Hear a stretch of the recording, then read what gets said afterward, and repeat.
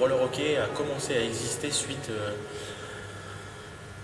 aux hockeyeurs nord-américains qui, l'été, n'ayant pas de glace, ont chaussé des rollers et prenaient leur crosse et préparaient leur saison en fait. Qui met là, le perd devant Beauchamp, le relais pour Marcel Lacroix qui s'en va seul au but, Lacroix le tire, le but! Eux, ils faisaient des tournois, aujourd'hui il existe le Torse, le Narch Pro, le Narch Platinum, le Narch Gold et voilà. Et c'est des tournois qui aujourd'hui regroupent essentiellement des joueurs de hockey sur glace qui ne peuvent pas, à cette époque, faire de hockey sur glace et mettre les rollers pour jouer. Il existe quelques ligues comme ça de roller hockey qui sont toute l'année, mais la majorité des joueurs de roller hockey aux États-Unis ou nord-américains, canadiens, pratiquent ça en activité secondaire. Le démarrage s'est fait sous le pont de l'île Lacroix, où les jeunes jouaient au street sur le parking qui est sous le pont de l'île Lacroix auprès de la patinoire. Ça devait être en 92, 93, les premiers, on va dire, les premiers émois du roller hockey. On était une bande de potes et puis au fur et à mesure, on a commencé à jouer sur le parking, le grand parking public en face de la patinoire. Ensuite, nous avons joué un peu plus de structure. On a joué derrière les terrains de tennis qui sont à l'abandon maintenant et on a joué. Ensuite, on a commencé à avoir un nom en préfecture. On s'appelait, je crois, si je me souviens bien, les Bulldogs de Rouen. C'est ici qu'avec Tony on a commencé. On a Et fier de l'être. juste derrière. Voilà, on a mis nos premiers buts ici. Je lui ai mis mes premiers buts ici.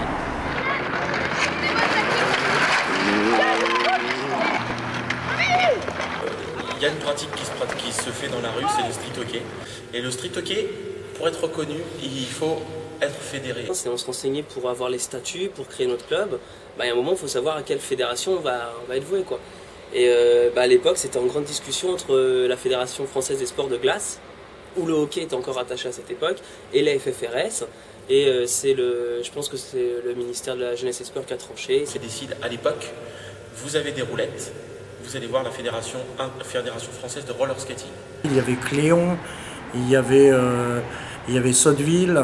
C'était des tout petits clubs, mais la plupart aussi étaient du hockey sur glace, des supporters de hockey sur glace ou des joueurs de la glace.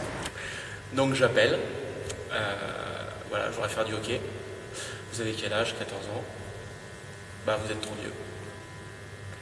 Aucun moyen d'en faire. Voilà. Et à 17 ans,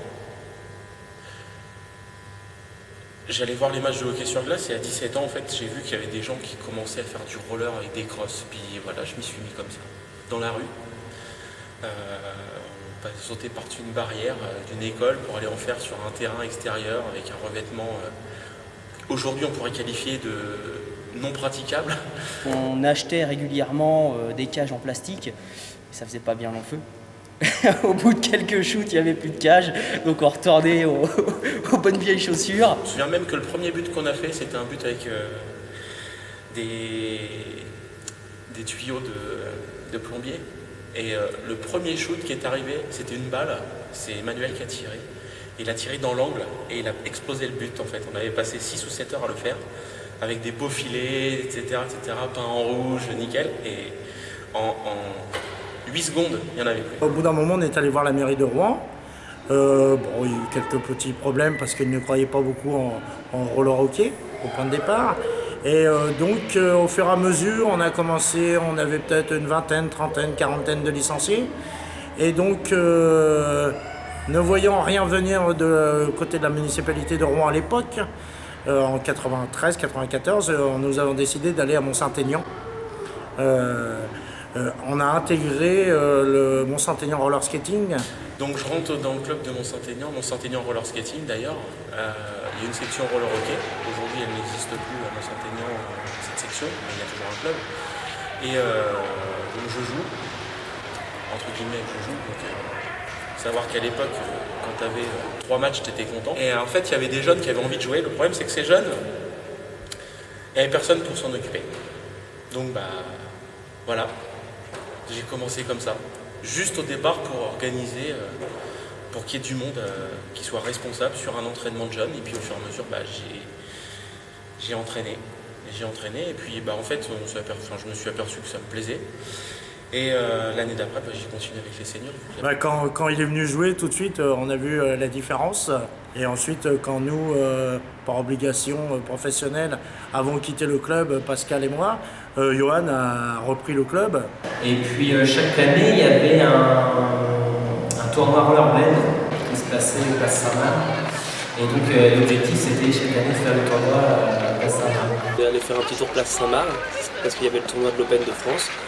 Bon, là, on a rencontré d'autres potes qui jouaient aussi, qui habitaient pas loin, Tourville, Cléon.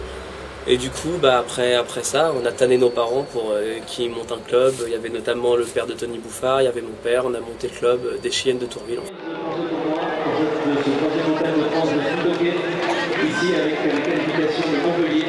Je vous rappelle que l'équipe qui sortira gagnante de la finale d'aujourd'hui partira en finale nationale à Paris. Depuis 1993, j'ai commencé à arbitrer des petits matchs entre nous sur la patinoire et puis au bout d'un moment ça m'a plu et j'ai essayé de viser un peu plus haut. Je me suis mis en contact avec à l'époque la Fédération française des sports de glace et donc on a été Bernard Segui, une autre personne qui était de Saint-Étienne et moi-même on a été je crois les 3 premiers arbitres à évoluer en championnat de France. En 1995, quand les joueurs dont je t'ai parlé ont décidé de se mettre au street hockey, moi j'ai donc consulté la municipalité et la SCB et leur ai dit les jeunes montent une équipe de street hockey, vous êtes d'accord? On est d'accord, pas de problème, et on monte une équipe de street hockey et on récupère le terrain ici. En même temps, à Ménil, sous l'impulsion de Saunier et Jérémy Barré, Prieur, etc., eux ont monté aussi leur équipe de street hockey. Et ils ont retenu le nom des Spiders et le premier logo rouge et jaune des Spiders. C'est un nom qu'on a cherché comme ça, et Yann Maillet justement fait partie, et lui, je pense que c'est lui qui l'a pas trouvé d'ailleurs, le nom des Spiders. Au début, quand il n'y avait pas vraiment de championnat, on jouait pour le bon secours, il y avait Tourville, je crois aussi, et puis Mont-Saint-Aignan, c'est surtout Mont-Saint-Aignan.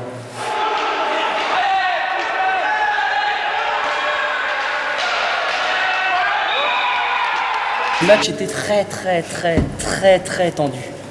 C'était toujours des matchs à haute tension et on retrouvait le petit esprit de glace avec quelques petites bastons. C'est vrai que Mont-Saint-Aignan s'était toujours accroché parce que eux ils étaient plus âgés déjà. Donc nous on était jeunes, même il y en a qui étaient très jeunes, et avec des doubles surclassements pour pouvoir jouer en senior. C'est vrai que on arrivait un peu à les bouger, à gagner de temps en temps aussi contre Mont-Saint-Aignan, mais c'est vrai que c'était assez électrique. Il fallait se battre les uns contre les autres, enfin. Et très vite, je leur ai expliqué que l'objectif, c'était pas parce qu'il y avait 2 équipes à 3 km l'une de l'autre qu'on devait absolument se démolir la gueule en permanence. On s'est fait effectivement absorber par bon secours. Mais bon, c'était pas plus mal parce que de toute façon, il fallait vraiment quelque chose d'encore plus structuré. En 1996, j'appelle Orlando, qui avait 20 ans, et je le revois dans la véranda ici, et je lui dis, écoute, moi j'ai envie de monter un club sympa, je cherche un entraîneur, Orlando, est-ce que ça t'intéresse d'essayer de faire quelque chose? Et je lui ai dit, Orlando, tu es à la glace, tu ne seras jamais dans l'équipe de France de glace. Et moi, je te promets que tu seras dans l'équipe de France de roller hockey. Le hockey sur glace, j'ai commencé à 4-5 ans. Le roller hockey, j'ai commencé à 6-7 ans.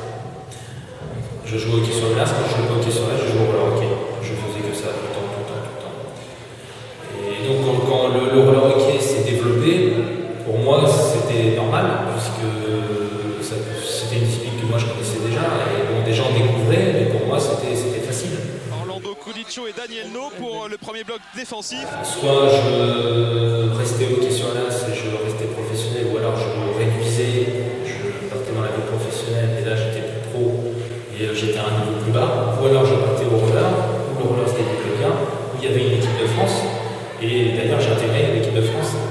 de suite. C'est ce qui m'a aussi motivé à partir du moment-là.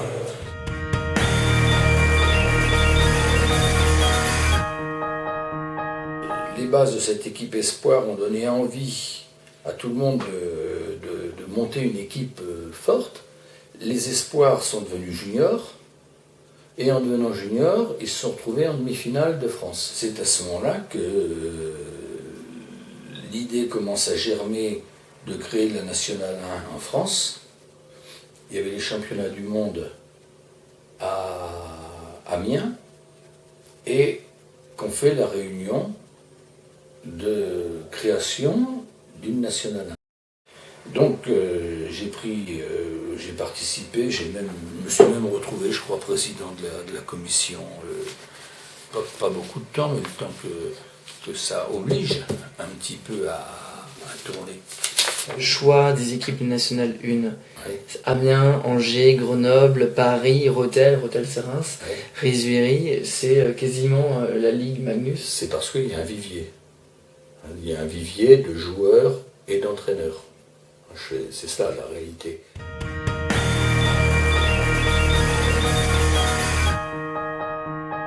Rouen s'est créé avec le club de Bonsecours qui a migré sur Rouen.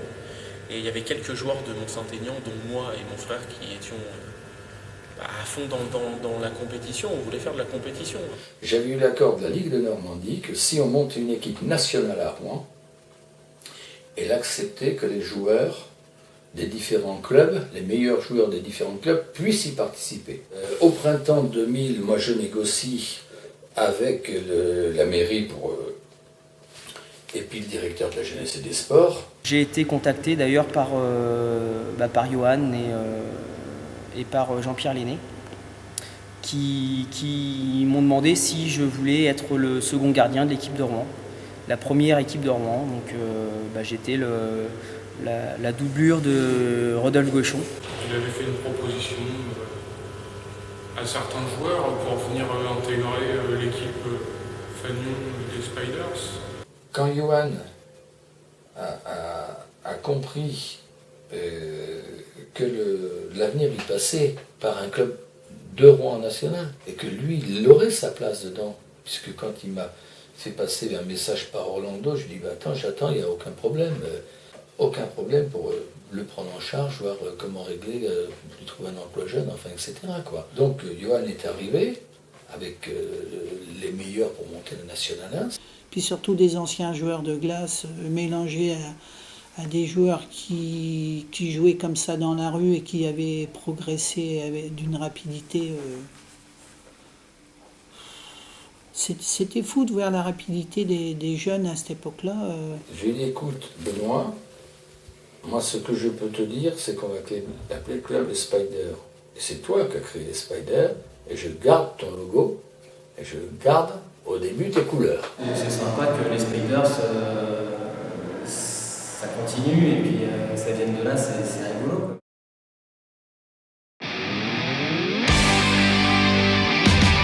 Première victoire à Grenoble, 6-7. C'est la première victoire nationale. La fête, la joie, ça y est, c'était parti.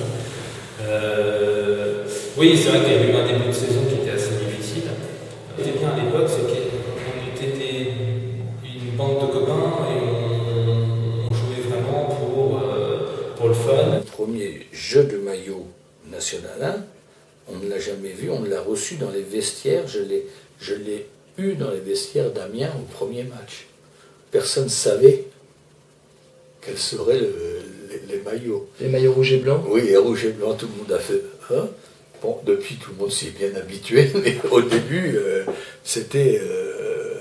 Ah, merde, c'est... Bon.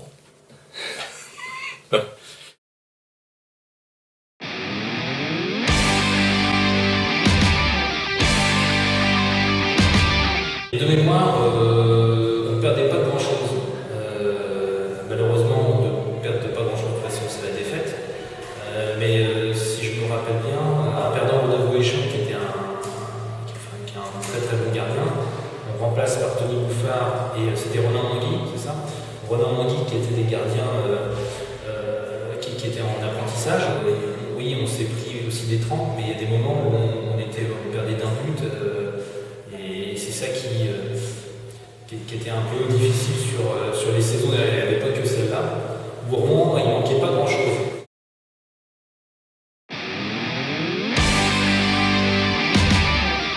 Ça monte en puissance et donc tous les clubs se forment au fur et à mesure.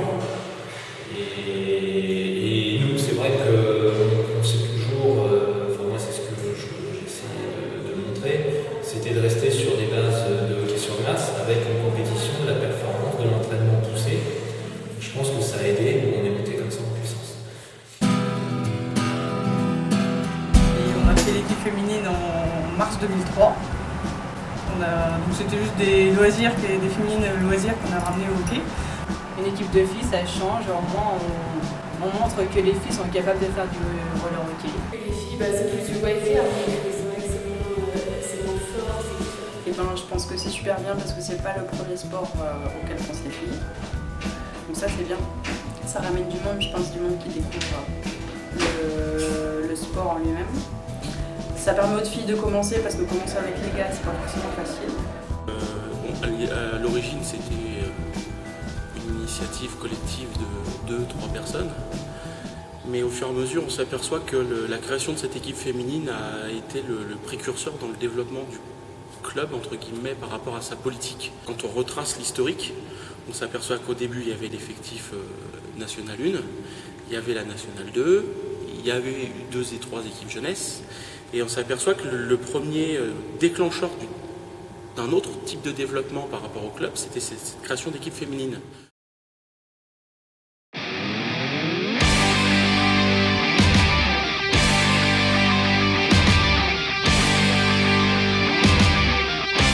Disons qu'avec Christian, il voulait énormément d'entraînement, alors que les joueurs...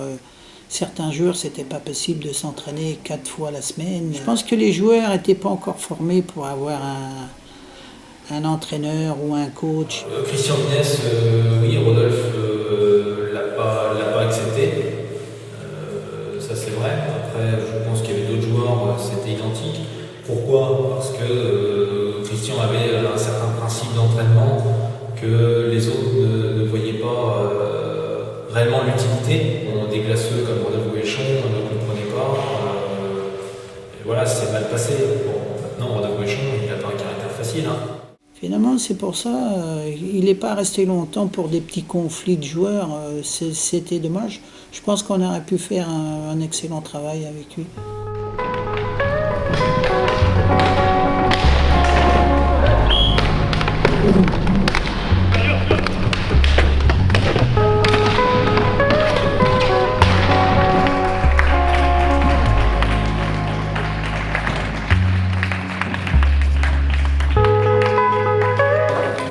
De Johan rapidement, avec beaucoup d'entraînement. C'était l'époque où on avait encore un griot sur le terrain vert qui avançait pas.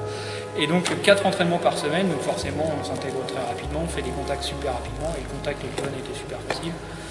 Donc une très bonne intégration, puis peu de temps après, je me suis investi dans le club et puis aussi dans l'entraînement.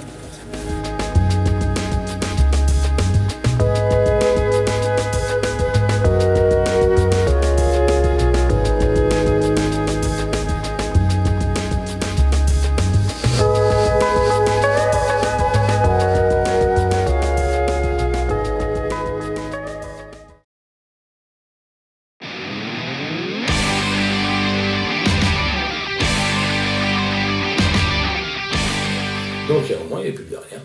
Parce que Roro était là, il ne supportait pas qu'il y ait quelqu'un d'autre, donc personne ne pouvait s'entraîner, etc. Enfin, c'était assez mauvais. C'était notre point faible.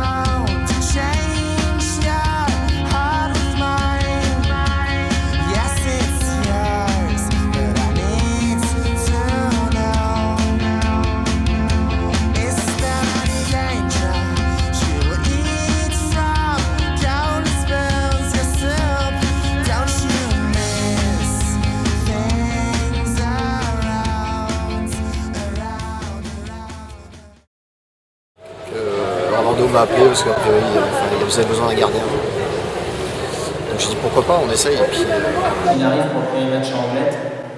Et là on est déjà bien. Monsieur Sam, lui, le temps qu'il prenne ses marques un peu au roller, bon, c'est vrai on l'aurait eu dès le départ, ça aurait pu nous sauver la mise, mais c'est vrai que cette saison-là, on était vraiment au fond du gouffre. On n'était pas bien tout simplement. Malgré la relégation, il se finit plutôt pas mal parce que lorsqu'au mois de janvier, il nous reste 7 matchs, je crois, 7 ou 8 matchs, et on se dit, c'est simple, pour pas descendre, il faut battre Rethel à Rethel. Là, ça fait quand même du temps pour digérer, et à Rethel, effectivement, il n'y a pas d'exploit. Et là, je sentais bien que le responsable, c'était Armando Cunicio. Voilà, c'est ce qu'on me fichait. À l'époque, j'étais voir le président, je lui ai dit, moi je pars pas avec une défaite, donc je reste la semaine prochaine. Je vais remonter l'effectif en élite.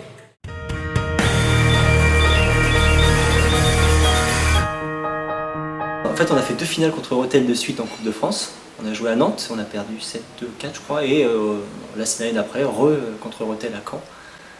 Et là, on a perdu 7-3. La Coupe de France, c'est vraiment,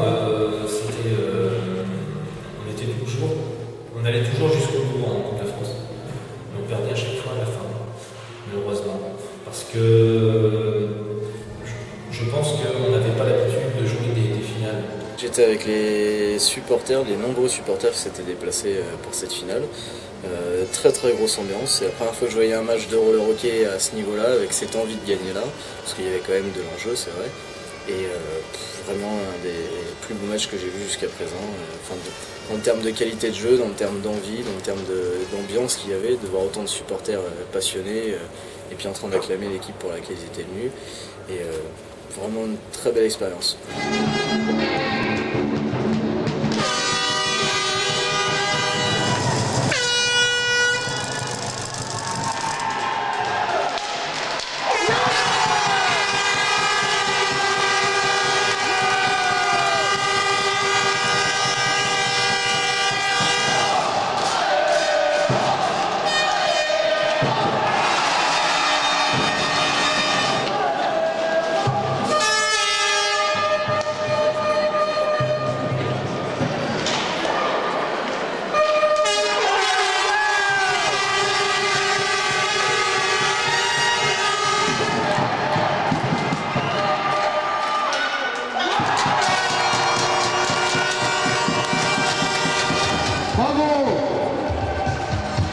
À l'équipe de Rethel, qui pour la 3e fois gagne cette Coupe de France, et ça démérité. Bravo aux Spiders de Rouen et à leur public.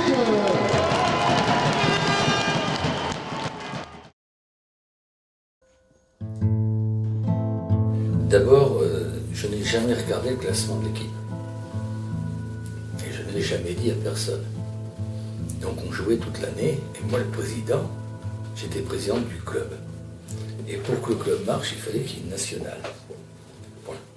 Toujours dit, moi vous voulez jouer, je vous organise, je vous crée les conditions d'organisation pour jouer au niveau où vous voulez arriver. Le club, dans mon esprit, ça a toujours été très clair.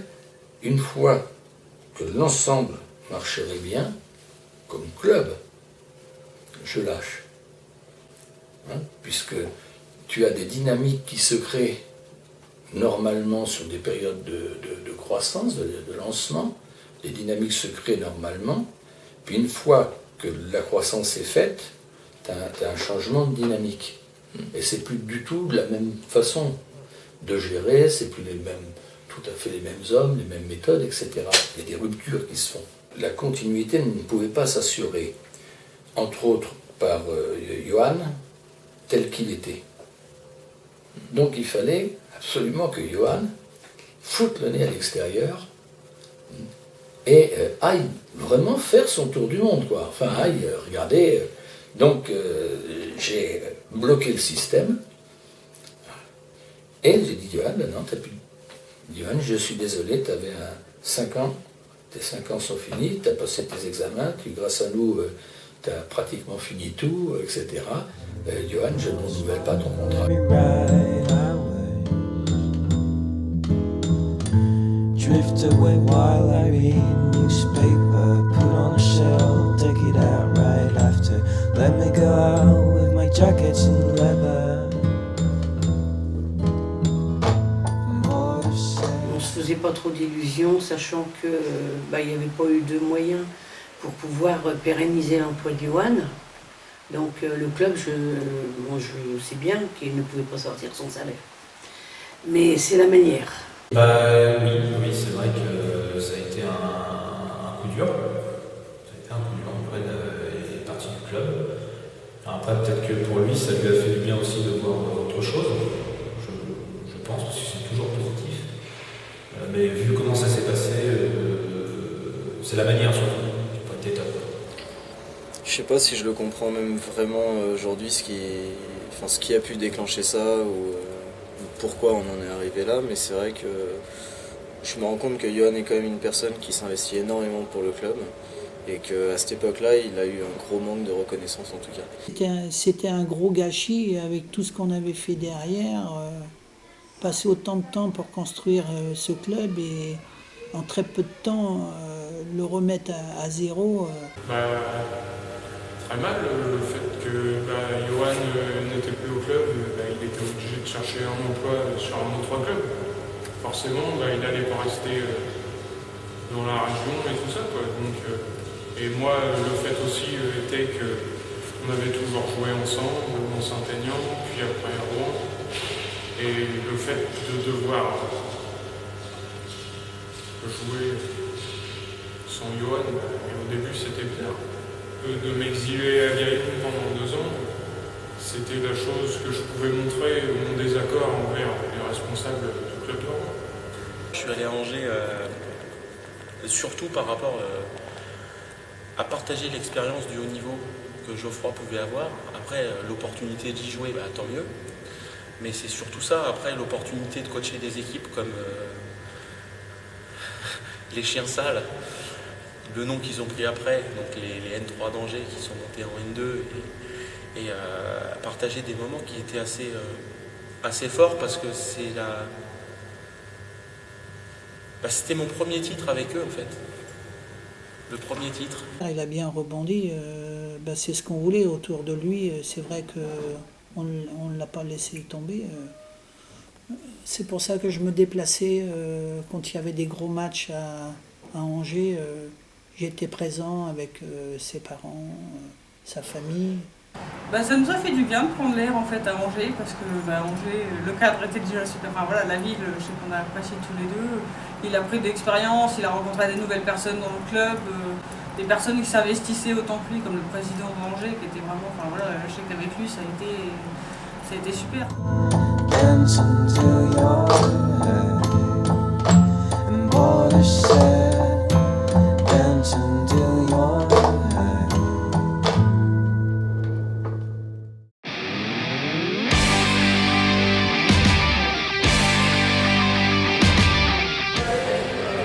Monsieur Lenné à l'époque m'avait demandé d'essayer d'apporter un peu de mes connaissances du fait d'avoir fréquenté beaucoup de clubs professionnels, essayer d'amener mettre une structure en place ou remettre ou affiner la structure qui avait déjà été mise en place avec Johan à l'époque. Et puis voilà, donc j'ai essayé d'apporter mon petit grain de sel. La finale à Rouen, un week-end, on s'était baladé le samedi, on avait gagné les 2 matchs, 8-1 et 8-2, c'était facile. Et le dimanche matin, je vais la montrer contre Villeneuve. C'était Villeneuve avant les Clissons et compagnie, donc on avait gagné 4-1. Match très très tendu, puisque le gagnant allait en élite. Sport encore confidentiel, le roller hockey commence à s'imposer. À Rouen, l'équipe créée il y a 5 ans dans l'ombre des grands frères Dragons s'est aujourd'hui fait un nom. La fédération qui a commencé à 3-4 000 licenciés, en 3 ans on s'est retrouvé à 12 000 licenciés, ce qui représente quand même un sport très imposant. Aujourd'hui le club de Rouen comprend 250 licenciés, c'est pas un petit club, c'est un club quand même très fort de la ville. C'était un week-end de folie où on a tout donné pour arriver à décrocher un ticket pour la Nationale 1 à l'époque. C'était un grand moment parce que c'est vraiment une super équipe, enfin c'était une super saison, il y avait une très bonne ambiance, on n'avait pas une équipe si forte que ça, mais on avait une ligne très forte et une ligne un peu moins forte. Et la finale des finales contre le Paris 13 avec un gros match de notre gardien actuel en face, Jérémy Zinger, qui nous a donné toutes les peines du monde pour pouvoir lui marquer deux buts, si mes souvenirs sont bons. On perd 4-2 la finale et c'était exceptionnel, quoi.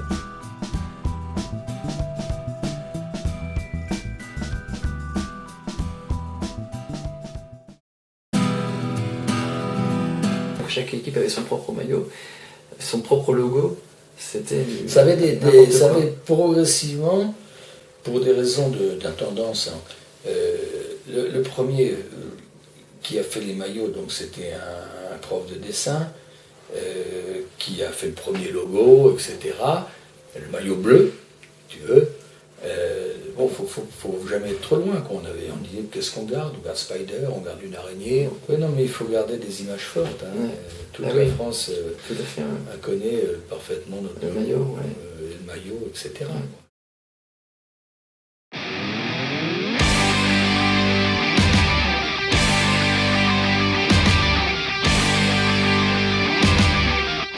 Là, on a connu l'arrivée de joueurs externes au club qui devaient nous apporter beaucoup de choses. Ouais, on était 23, je crois, à l'entraînement au début. Je pense que le président, il a cru qu'on était au Real de Madrid, il a voulu recruter la terre entière. C'est plein de compétitions, je crois qu'on était 4 ou 5 lignes à s'entraîner. Sur papier, je pense qu'on était vraiment une des meilleures équipes du championnat. J'en suis quasiment sûr, mais ça n'a pas marché, quoi. Il n'y a pas eu de cohésion. Cette année-là, ça peut s'annoncer bien parce qu'on voit des renforts, on se dit tiens, il y a un groupe qui a l'air d'avoir de l'expérience. On commence, on est vachement nombreux sur le terrain et on finit la saison tout cassé à 2 lignes parce que tout le monde, il y en a beaucoup qui s'en vont, dont Joseph Fantos. Et là, on se retrouve sans entraîneur, où c'est Manu Milano et Antoine qui prennent un peu la relève, mais bon, là, c'était déjà fini. Le Manu a fait un gros boulot, parce que c'était un promu dans l'équipe de Rouen, et il a repris l'équipe, il a essayé de faire quelque chose, et puis c'est louable, parce que en clair, on était condamnés, et personne ne voulait s'occuper du bébé, quoi. On avait été exclus des barrages parce qu'on avait fait jouer un junior à Bordeaux. Et donc, terminer l'élite. Mais voilà, c'était pas une équipe qui devait descendre. Impossible. Impossible.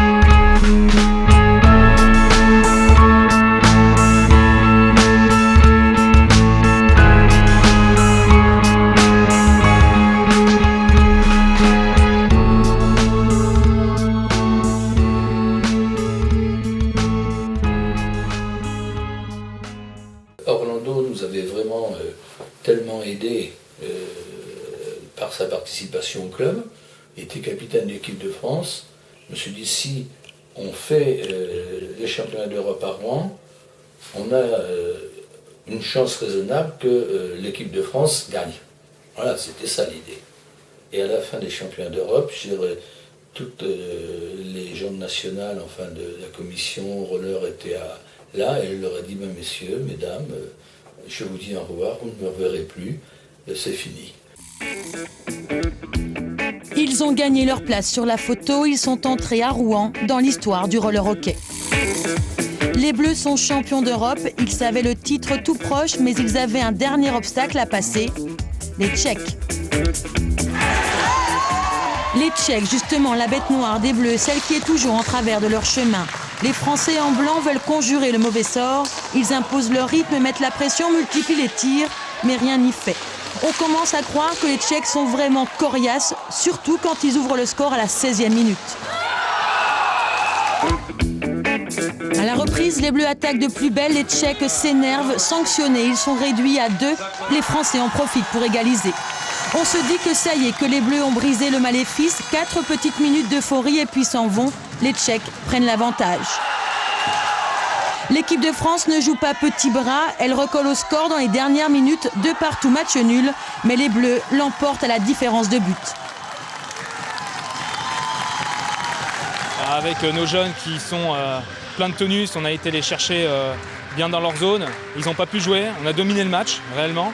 Et ça, ils ont été surpris parce que la France ne joue jamais comme ça. On relativise aussi la victoire parce qu'on sait que toutes les grosses nations n'étaient pas là. Maintenant, elles n'avaient qu'à être là et nous, on était bien présents au bout du compte. Donc on est très satisfaits. Les Bleus ont remporté le premier titre de leur histoire et conquis un mental gagnant.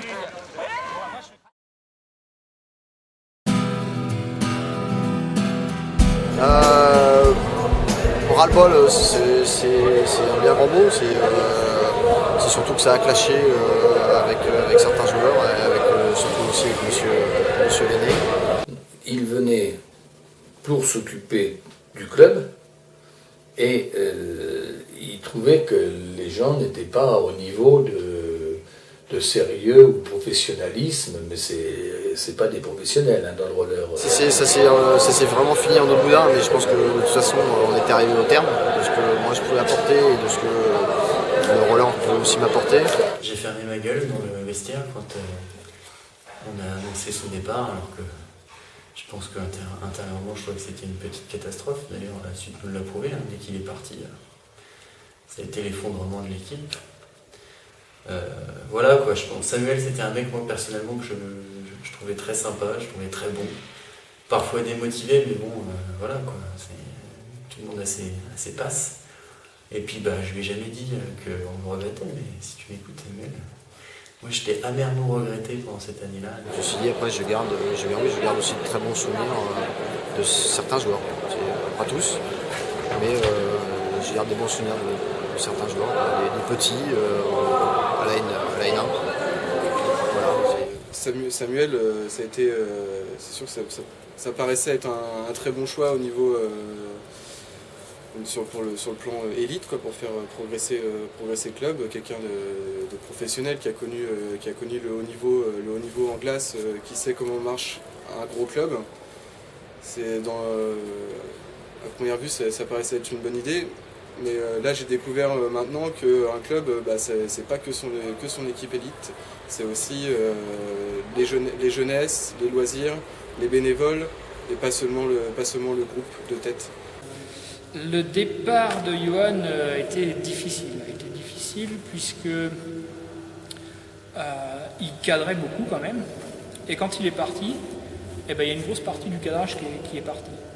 Donc s'il n'y avait pas eu des gens de bonne volonté à ce moment-là, pour vraiment maintenir, c'est bon, il y a Samuel qui est venu très bien, mais s'il n'y avait pas eu d'autres qui s'étaient investis, je pense que ça aurait fait flop assez rapidement.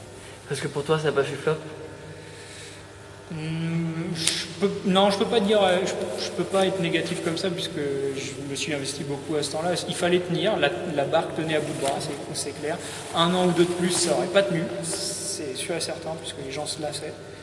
Mais non, il fallait maintenir le cap. essayer de maintenir la barre de l'autre. D'ailleurs, on a vu la différence entre avant avec Johan. Quand Samuel est arrivé, il avait beau avoir toute la volonté du monde, c'était quand même dur. Enfin, c'était quand même totalement autre chose, notamment au niveau des jeunesses. On a perdu énormément de jeunesse à ce moment-là. Et après, l'histoire dira que c'était pas forcément les bonnes personnes qui étaient là. Et donc, on a vu du changement quand Johan est arrivé derrière. Parce qu'on a vu que c'était on a pu constater, on peut toujours voir que c'est quelqu'un qui connaît le roller hockey mieux que les personnes qui étaient là à l'époque.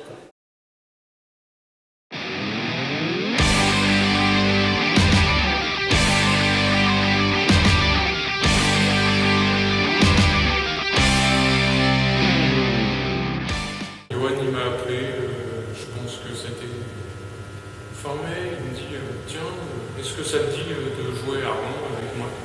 Donc j'en réfléchis même pas, je lui ai dit bah ouais. Tout simplement parce que je suis rouennais. C'est son club. C'est son club, voilà, c'est le club qu'il a fait évoluer, donc il pouvait pas. Déjà, lui, ça lui faisait mal au cœur de voir dans quel état il était au moment où nous on est partis, parce qu'avec les problèmes internes qu'il y a eu, etc., ça lui faisait super mal au cœur de se rendre compte de tout ça, quoi, parce que même s'il y était plus, c'était un peu de lui qui vivait tout ça quand même, quoi. Et voilà, quand il est revenu, c'était un gros challenge pour lui et il était vraiment super motivé. Les échos qu'on a eus quand on a fait la réunion initiée par Gilbert Naveos au mois de mai, il y avait énormément de monde, il y avait énormément de parents, de joueurs, des jeunes, des moins jeunes, des élites, des N3, des régionaux, etc., qui attendaient que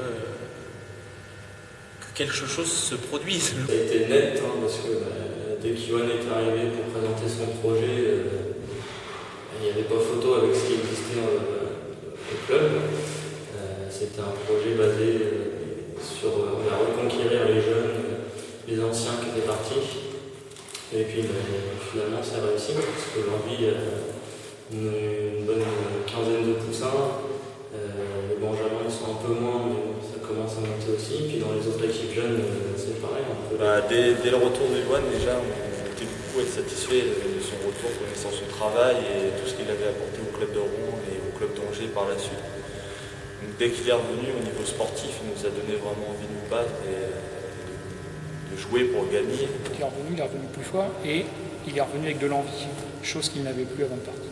Le fait que l'équipe redescende d'élite en N1, moi quand je suis arrivé, j'ai fait avec les départs qu'il y avait, avec quasiment beaucoup de départs. Il restait très peu de joueurs. Après les peu de joueurs qui restaient, il fallait leur donner un objectif.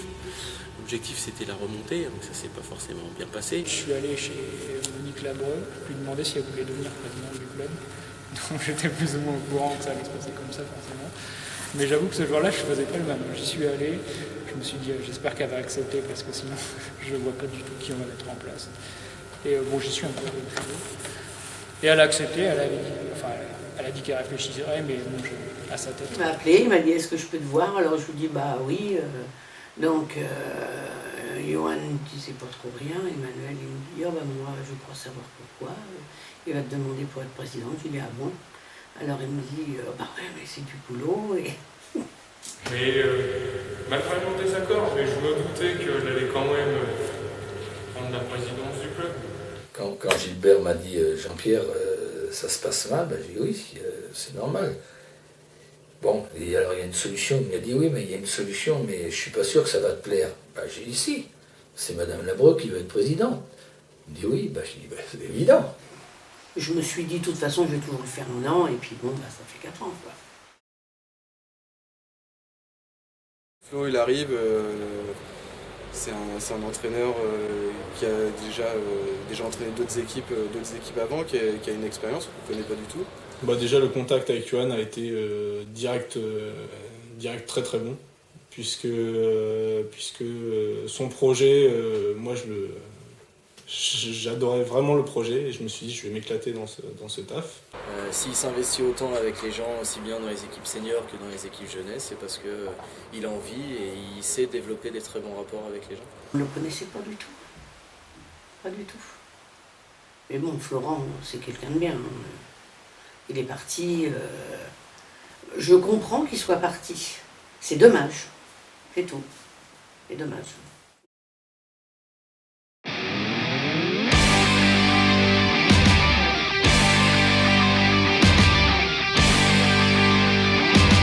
Ah, une saison très difficile, très difficile. On avait un bon groupe, on n'avait pas de joueurs d'exception, mais on était très homogène, puis une bande de potes surtout. Et on avait du mal quand même à se qualifier pour les finales. On a perdu à Moreuil, on a perdu à Besançon, on a perdu chez nous contre Reims. Tony Bouffard qui était notre gardien qui se blesse, du coup plus de gardien. On prend le gardien junior Arthur Michel qui était bien, mais bon qui n'était pas encore à la hauteur quoi. Et Ronan vient, premier entraînement, parfait. On sait qu'il y a Olivier Bouchard qui est venu nous renforcer, on sait qu'il y a Ronan Kemer qui est venu nous renforcer. Mais bon, c'est comme ça, on n'a pas utilisé un joker particulier, on a juste utilisé le règlement. L'idée c'est très simple, c'est un joueur qui... Enfin, c'est pas un joueur, c'est un compétiteur, c'est un gagneur. Voilà, c'est un combattant. Pourquoi ça a marché? Parce qu'il était, c'est un mec extraordinaire. Il avait juste plus envie que nous d'aller en élite, enfin de gagner la demi-finale et de gagner le titre. Et c'était lui qui avait le plus envie de l'équipe alors qu'il venait d'arriver. Les gars de l'équipe diront tous que c'était un joueur exceptionnel et aussi un mec exceptionnel. Non, on jouait pour la victoire en toute franchise, puis l'objectif a été atteint. Et Ronan c'était pareil, c'est un gardien, moi j'ai jamais vu ça dans le roller, hein. Franchement c'était une muraille ce type. Alors il y a d'abord cette qualification, vous perdez 4-1 contre Viry, puis finalement vous gagnez le match 11-6. 11-6, ouais. Ouais, bah là c'était important pour nous, il fallait absolument qu'on gagne, sinon on passait à la trappe. Et je me rappelle, c'était un match qui a été assez décrié, puisque on n'arrivait pas forcément à trouver de date pour jouer ce match-là. On l'a joué un dimanche matin. Nous on était prêts, très très prêts pour jouer ce match et le remporter, pour pouvoir accéder justement à ce carré final de National 1. Et c'est vrai qu'on a eu un départ difficile où on s'est pris plus beau que l'équipe adverse, où on était sûr de gagner.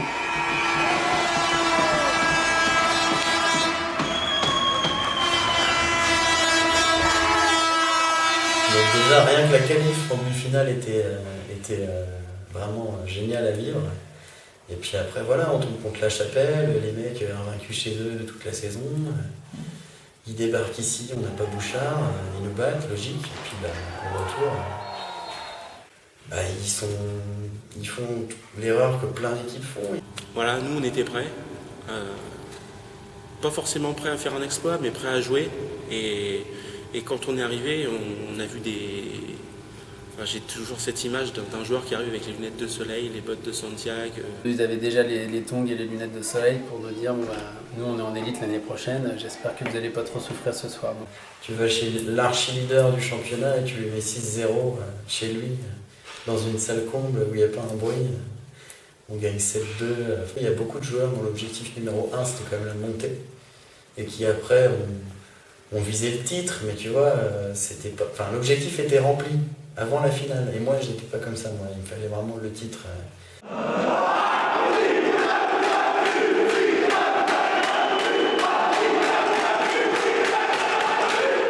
tombe sur Lille qu'on n'a pas battu une seule fois depuis des saisons et des saisons. Voilà, les mecs, 5-5 chez nous, un truc de fou. On était menés 5-3, à 2 minutes, c'est ça. On perd 3-5 et de souvenir, je fais une passe à Olivier devant le but. Enfin, je récupère le palais dans le coin, je fais une passe à Olivier devant le but, qui la dévie. Et il restait 1 minute 25 à ce moment-là, de souvenir. Et engagement, je devais sortir. Tout compte fait, il n'y a personne qui monte, je reste. Là, on récupère le palais. Thomas récupère le palais par là-bas. Il me fait une longue transversale et je reprends de voler. Ça finit dans la lucarne aussi. Voilà, 5-5. Et puis le retour chez eux, génial quoi.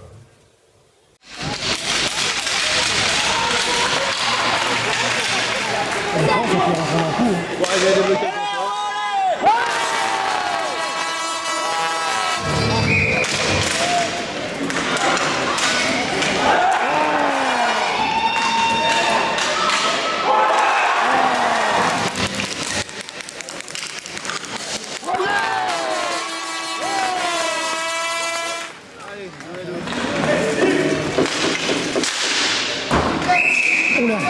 Orlando, au bout de la 11e minute, il dévie le palais et il le dévie dans son visage en fait.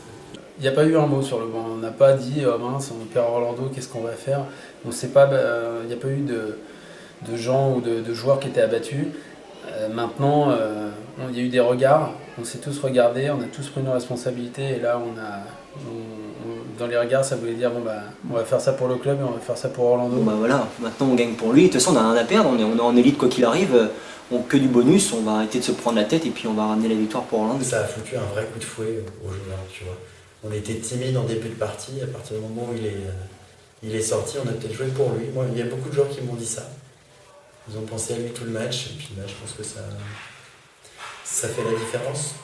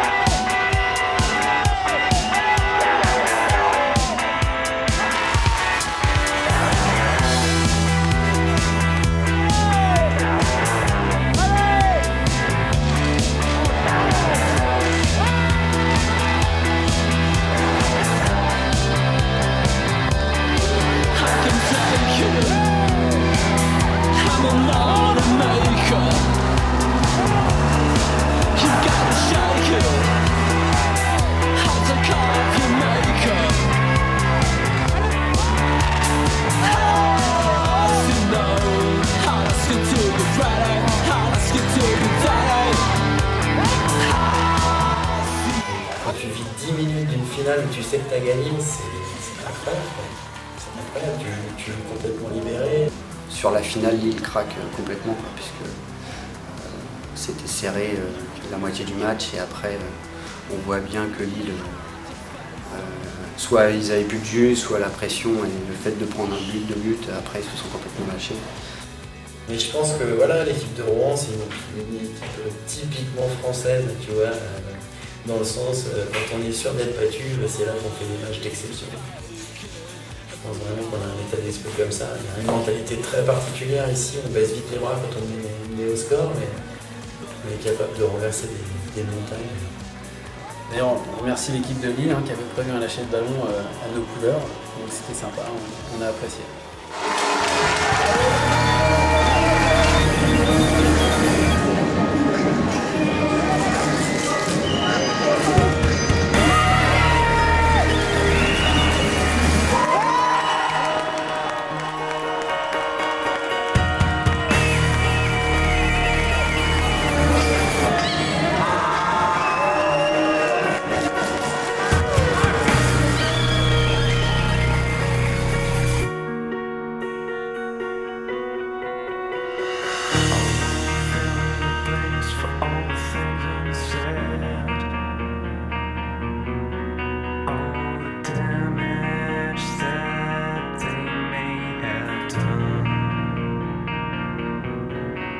La Nationale 1 monte en élite et nous on monte à N2, donc c'était peut-être une année où justement les deux ont réussi à faire une bonne année ensemble, quoi. Pour moi, ça restera la meilleure année pour l'instant que j'ai fait en roller hockey. C'était un groupe qui s'entendait super bien. Sur le terrain, on s'éclatait, on a survolé le championnat toute l'année et c'était génial. Les phases finales, à chaque fois qu'on partait en déplacement, c'était à la fois de la rigolade, à la fois sur le terrain, ça rigolait pas et on avait des résultats. Enfin, c'était vraiment excellent.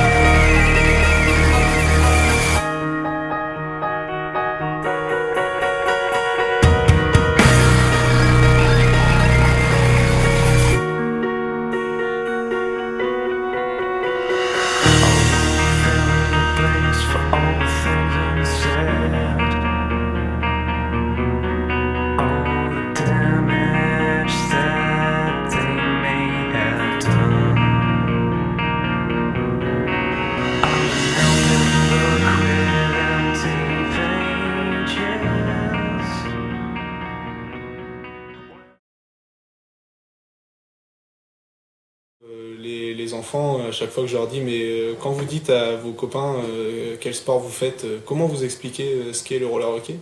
Et 99% du temps, la réponse c'est ah bah c'est comme le hockey sur glace sauf que c'est avec des rollers.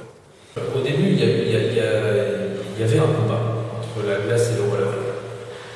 Et les glaceux sont meilleurs, les roller hockeyeurs c'est des burnes. C'est ça. Et moi j'ai bien fait comprendre aux glaceux au fur et à mesure que s'ils venaient au roller, ils se faisaient plaisir et qu'il n'y avait pas de concurrence à avoir parce que le roller hockey était une discipline, le hockey sur glace était une autre. Donc, malheureusement, il y a des joueurs de hockey sur glace qui ne voyaient pas les choses comme ça. Parce qu'aujourd'hui c'est fini. Hein. Moi, le débat sur les glaceux, j'y crois pas une seconde. Le mec, il est fort en roller, c'est parce qu'il vient de la glace. On en a vu plein de glaceux exceptionnels que tu touchais pas un calot sur les rollers. Que je pense que les glaceux, comme on les appelle, peuvent apporter beaucoup aux rollers. Ils sont pas forcément bien perçus par les gars du roller. Alors que je pense qu'ils devraient s'en servir justement pour les tirer vers le haut. Parce que c'est vrai qu'en roller, on va dire que vous en êtes encore j'espère pour vous aux prémices de ce que ça pourrait être. C'est encore un peu parfois du grand n'importe quoi au niveau des règlements, des salles, de la structure. Pourtant, moi, toutes les personnes qui faisaient de la classe avec qui je disais je faisais du roller hockey, me disaient mais roller hockey, ouais, bah, c'est ce que vous faites dans les parkings là, avec la balle. Et au final, les personnes qui ont essayé, pas juste un entraînement ou deux, mais qui ont fait des matchs et qui ont vu ce que c'était l'intensité des matchs, et ben au final ils disent bah c'est pas si facile que ça, on n'arrête pas de freiner, il faut tout le temps changer de direction, techniquement c'est pas facile, le terrain est plus petit donc on est tout de suite au contact avec les autres, il y a beaucoup de choses à gérer.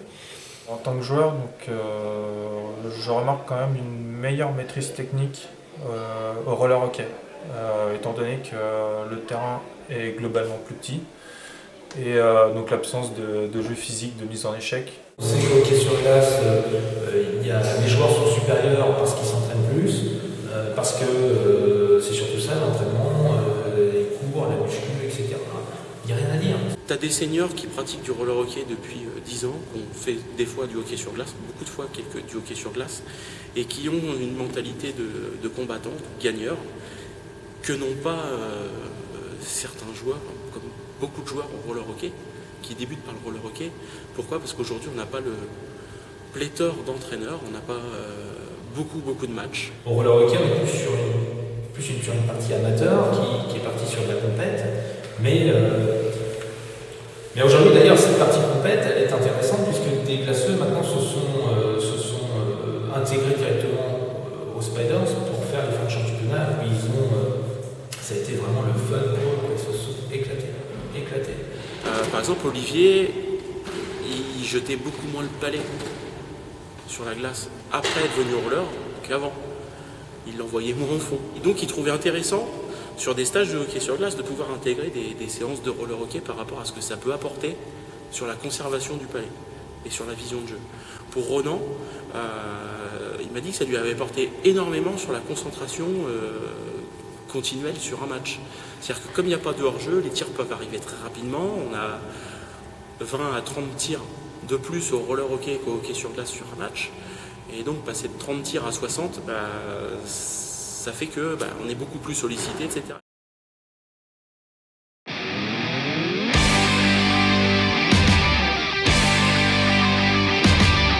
Moi personnellement sur ma ligne, je me suis éclaté, c'est clair. Après d'un point de vue sportif, je peux pas me contenter de me dire que mon objectif c'est le maintien, tu vois. Tu vas en élite, c'est pour gagner tout simplement. Moi je m'en fous que ce soit Rethel, Montpellier en face de moi, je veux gagner des matchs. Enfin on gagne les matchs qu'il faut, quoi. Donc c'est vrai qu'on se maintient et puis peut-être qu'après on était assuré du maintien assez tôt quand même. Donc après on a relâché un petit peu, même si on n'était pas vraiment conscient, mais on a relâché un petit peu.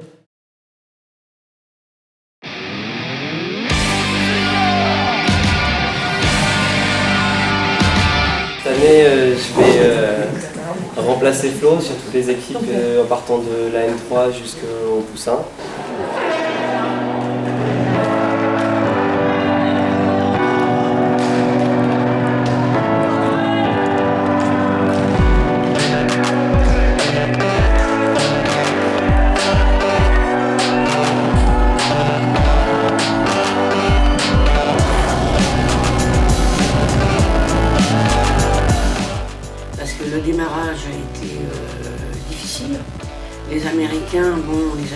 Saint-Lucas,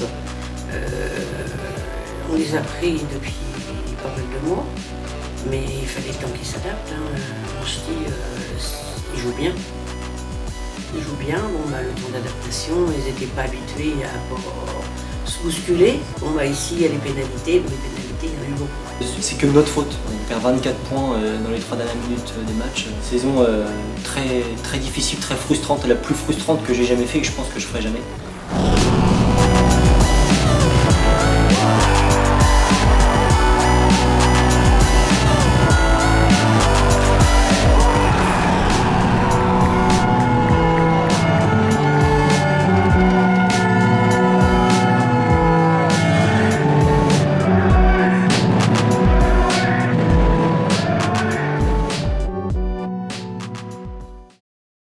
Au départ, j'avais commencé par faire du hockey sur glace, mais je suis arrivé, j'avais 11-12 ans et ils m'ont pas pris parce que j'étais trop grande. Je fais du roller hockey parce que j'aime bien le hockey et j'aime bien le roller. De patiner, de jouer avec un balai et de s'amuser.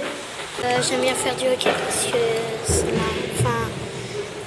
c'est amusant et puis pour qu'on gagne et puis qu'on rapporte des points. Je rêverais de joueurs élites qui débarquent aux entraînements jeunesse et puis qu'ils fassent 2-3 passes avec les jeunes, parce que moi les jeunes, quand on parle de l'élite, ils ont les yeux qui brillent, ils me parlent de tel joueur. Il y a cette, même en roller hockey, il y a cette admiration du héros qui joue à haut niveau. Et alors tu t'entraînes avec les garçons, Eva? Ça se passe bien avec les garçons? Ça te dérange pas? Non. C'est bien, on fait des bons entraînements, nos coachs nous entraînent beaucoup dur pour travailler bien et je vous conseille d'y voir. C'est surtout dans la formation des jeunes que je trouve ça exceptionnel. Ils font toujours le sourire, sacrifient pour le club. Même si bien avec des petits moustiques, ça a été de la joie, beaucoup de joie.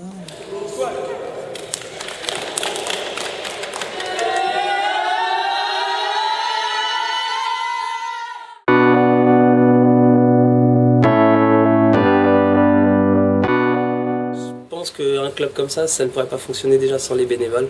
Je pense à toutes les personnes qui sont là tous les week-ends, que ce soit pour les régions, pour les jeunes, pour la N2, la N3, l'élite. C'est un petit peu toujours les mêmes personnes qu'on voit. Je ne sais pas s'ils sont assez remerciés dans le club, donc en tout cas je voudrais les remercier parce que sans eux, tous ces bénévoles-là, je pense que le club ne fonctionnerait pas autant que ça.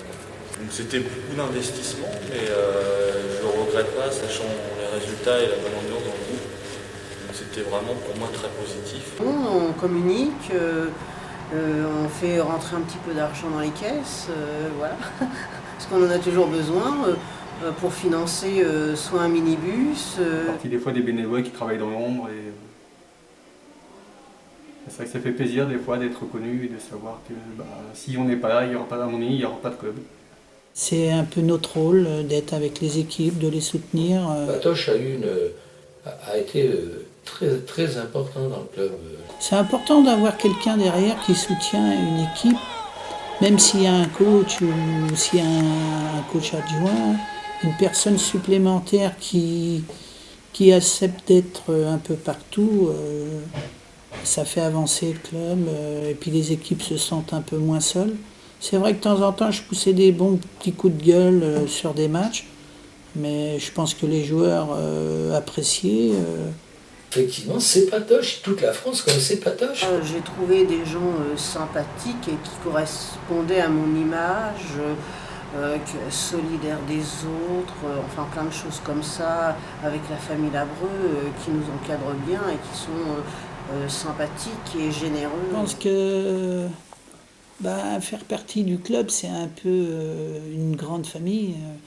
Si les bénévoles n'avaient pas mis la main à la pâte comme ils ont fait, et aujourd'hui c'est un petit peu ça, c'est que ça marche tellement bien que les gens se désengagent légèrement et que j'ai peur moi de retomber dans certains acquis qui n'en sont pas vraiment. Des mecs qui se sont sacrifiés pour nous permettre d'avoir un cadre exceptionnel pendant le match, une ambiance, de la musique. Tous ces gens-là, c'est pareil, on parle des Labreux, mais c'est à l'unisson dans un club comme ça. D'ailleurs, on peut filmer. C'est lui là qui a mis l'ambiance ce soir. Humainement, je pense que y aurait beaucoup à dire en fait. Ce sont vraiment des gens avec un énorme cœur. Merci à tous les bénévoles qui s'occupent de nous et qui sont là pour nous, pour le club. Et on va faire des résultats et on vous oubliera pas, il n'y a pas de souci. Donc c'est une idée qui vient de notre très cher Tout Skipper et d'autres joueurs N3 région. On entendait les roulements des rollers, les bruits des palettes, tout ça, et ça nous semblait pas normal. Parce que justement, nous, on avait envie d'apporter quelque chose au sport. Parce que le sport, ça passe aussi par le spectacle. Et le spectacle passe également par la tribune. On joue pas avec eux, mais on est quand même derrière eux pour leur montrer que ça compte pour nous d'avoir cette équipe dans le club. Et d'ailleurs, on a eu un très très bon retour des joueurs élites qui nous ont dit que c'est énorme de jouer dans des conditions comme ça.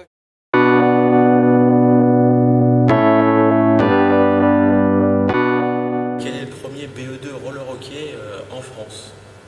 Et effectivement, j'ai été le premier. Ce qui m'a permis d'avoir mon BE2, c'est pas forcément ce que j'ai suivi en formation et autres, c'est le fait d'avoir accompagné sur des stages des équipes de France, d'avoir vu ce qui se pratiquait sur du haut niveau. Johan, c'est un excellent joueur, un excellent dirigeant, entraîneur, manager aussi, arbitre. Je pense que je n'ai jamais vu jusqu'à présent dans le roller un joueur aussi complet. Pour moi, Johan, j'ai jamais rencontré quelqu'un qui soit aussi bon en roller hockey, aussi bon dans toutes les facettes. Johan, il voit ça comme un sport, mais il a aussi cette vision de loisir. Il veut en donner à tout le monde, c'est-à-dire les compétiteurs, il est là, il va leur donner tout cet esprit sportif. Mais c'est pas parce qu'on n'est pas compétiteur qu'on n'a pas le droit de jouer au roller hockey et qu'on n'a pas le droit de prendre du plaisir. Et Johan, il donne à tout le monde. On n'en serait pas là s'il n'était pas là, c'est sûr et certain. Une relation de confiance, une relation d'amitié qui se lie au fur et à mesure et qui est très agréable. Tu parlais du rapport fort qu'il y avait avec des joueurs et effectivement, à un moment donné, quand on a des rapports qui sont trop forts avec des joueurs, et c'est pour ça qu'à un moment donné, il faut passer à autre chose. Le club, ce qu'il est devenu, je pense que c'est en grande partie, le développement que le club a connu, je pense que c'est en grande partie grâce à lui, aux idées qu'il a eues, même maintenant, le développement qu'il y a avec les écoles, etc., ça vient d'idées que lui il a et puis qu'il arrive à développer. Ça oui, des idées, il en a plein, c'est pour ça qu'il fait des trucs avec la Fédé aussi, sur le développement et tout ça, parce qu'il regorge d'idées.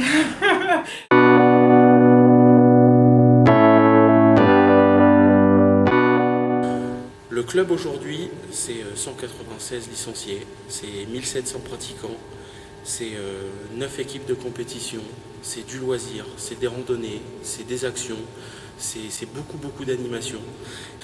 Il y a Rouen-sur-Mer actuellement, il y a Planète Vacances, il y a Récré d'été, il y a l'Idéfi à Canteleu. Les 24 heures du Mans, c'est avant tout une expérience humaine et avec une ambiance géniale. Toi, pour l'avoir fait 2 ans, je crois que t'es mordu comme nous tous. Et puis après, c'est aussi de se dire, on fait 24 heures où il va pas falloir arrêter de rouler. Donc une équipe de 10 pendant 24 heures qui se relaie sur le circuit des 24 heures du Mans. C'est vrai que ce qui serait génial, c'est de réussir à faire une équipe où il y a 2 joueurs de chaque catégorie. Ça, ce serait génial. 2 élites, 2 N2, 2 N3, 2 féminines, 2 juniors. Alors Flo, je dirais que tu t'es trompé parce qu'il y a le Spider Contest où il y a des joueurs élites qui sont mélangés avec des féminines, avec des cadets, avec des juniors, avec des régionaux et avec des gens d'autres clubs. Et oui, effectivement, voilà, c'est ce genre de projet qui... Spider Contest, 24 heures du Mans, pourquoi pas un raid, je sais pas, là où il y a des routes. Et maintenant, au bout de 3 ans, on est accueillis à bras ouverts dans toutes les collectivités. Tout le monde sait ce que c'est que les Spiders de Rouen. Je sais que maintenant, dès qu'on a un projet, c'est quoi ? Ça nous intéresse, il nous faut combien, c'est bon.